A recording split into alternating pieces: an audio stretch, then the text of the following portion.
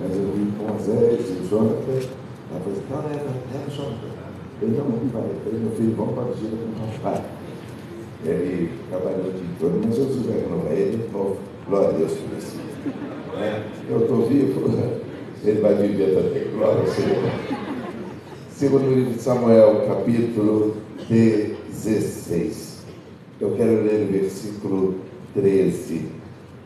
Prosseguiam, pois, o seu caminho, Davi e os seus homens, e também Simei ia ao longo do monte, defronte dele, caminhando e amaldiçoando, e atirava pedras contra ele, e levantava poeira. Tome seu assento, glorificando a Deus. Glória a Deus, aleluia. Nessa noite já madrugada, Deus já falou conosco de muitas maneiras. Mas quando eu ainda estava no meu lar, porque hoje fui para oração, depois fui fazer um sepultamento e fui para casa deixar as coisas organizadas, vim para cá e daqui ainda vou pregar uma vigília na Devec, lá em Pingo d'Água. Se o Senhor Jesus não voltar pela manhã, eu tenho que estar no trabalho, porque o Ministério de Madeira vai ter um congresso agora das irmãs, e aí vai fazendo vários trabalhos de oração, e eu sou quase que o pregador oficial de todos eles. E aí eu vou estar também adorando a Deus. Eu buscava o Senhor para que Deus me direcionasse o que falar.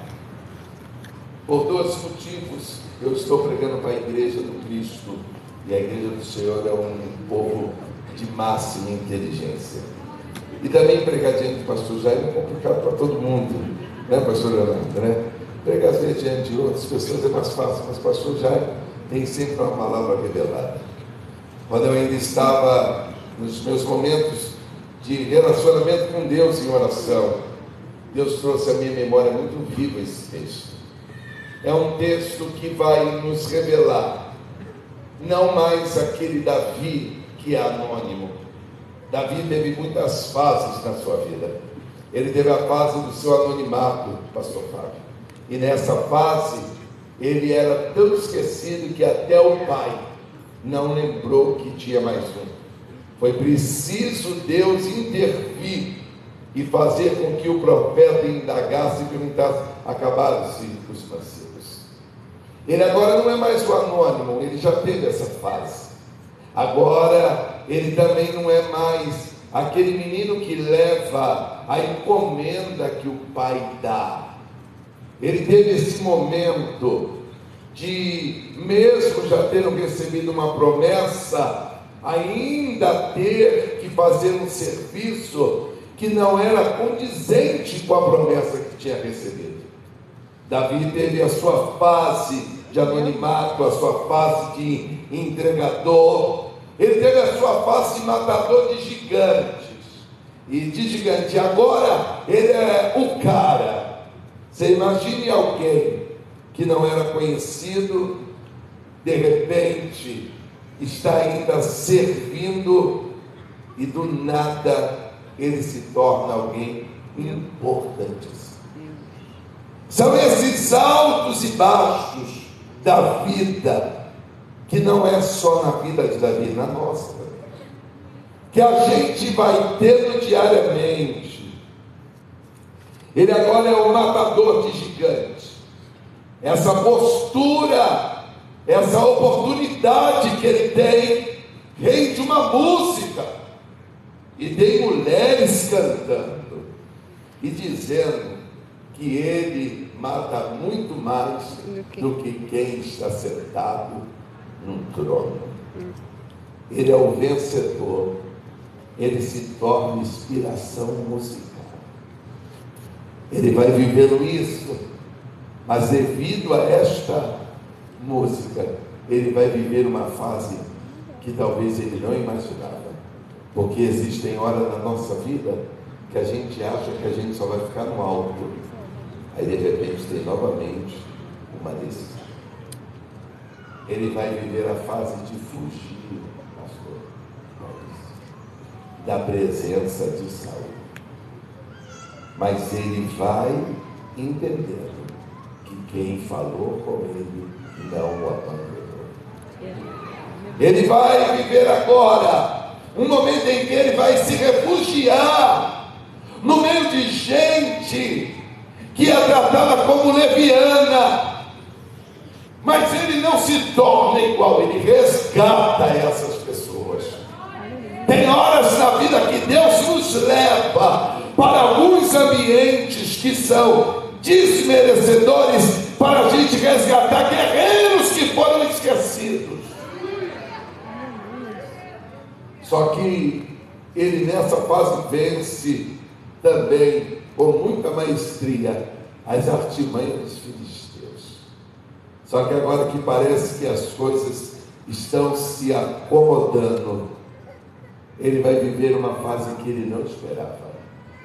Sentado no trono, tem todo o domínio, até que de repente, depois de tanto tempo, uma questão resolvida diante de Deus, que foi a sua queda, o seu filho se levanta. O seu filho se levanta e ele não tem outra opção, ele tem que fugir. Só que quem está fugindo, pastor Jair, não é o anônimo, é o rei. Quem está fugindo não é o esquecido, é o rei. E o rei está fugindo porque ama o filho que tem. Só que a luta que invade a casa de Davi suscita em pessoas que vieram da linhagem de Saul um desejo de tomar o trono outra vez. Ziba aparece agora dando a entender que alguém da casa de Saul está querendo o lugar de Davi. Pare e pense. Além dos de casa, quem você botou na mesa, chegou a informação que quer o teu lugar. Meu Deus. O que a gente faz nessa hora? Paralisa? Ou a gente continua a caminhada? O que a gente faz nesta hora? Se torna igual a eles ou mantém a essência? Mantém a essência. Davi está fugindo porque não quer ter uma grande tristeza. E quando ele está nessa fuga, o capítulo 16 vai nos relatar que ele vai ouvir que tem traição. Se você quiser, fala para quem está do teu lado. Às vezes na trajetória da vida, a gente vai ouvir que tem traição. E aí é nessa hora que a gente tem que ter um cuidado tremendo, porque a nossa vida é feita de erros e acertos. Só que às vezes, no meio de uma fuga, a gente erra porque não deu oportunidade de ouvir o outro. Quem está falando, e eu não sei se realmente, eu acredito que não, que Mefibosete não é bobo, ele sabe que ele não tem oportunidade mesmo, e quem quer o trono de Davi não vai dar chance a ele, mas alguém oportunista vai se apresentar para Davi, porque está tentando entender o seguinte: se tiver oportunidade, eu quero espaço. Davi ouve aquilo, e o que ele faz numa atitude impensada? Ele tira o que é de um e dá para outro. Erros e acertos. E ele vai consertar isso no capítulo 19. Só quando ele está nessa caminhada, porque alguém se apresentou com uma palavra favorável.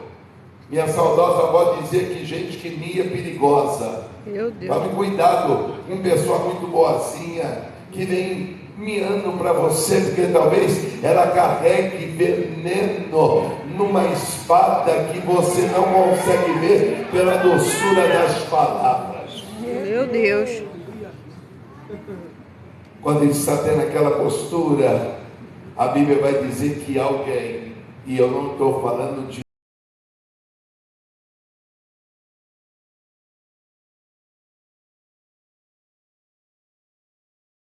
um qualquer, eu estou falando de alguém da nobreza. E vem gritando, e vem jogando palavras de maldição. Meu Deus.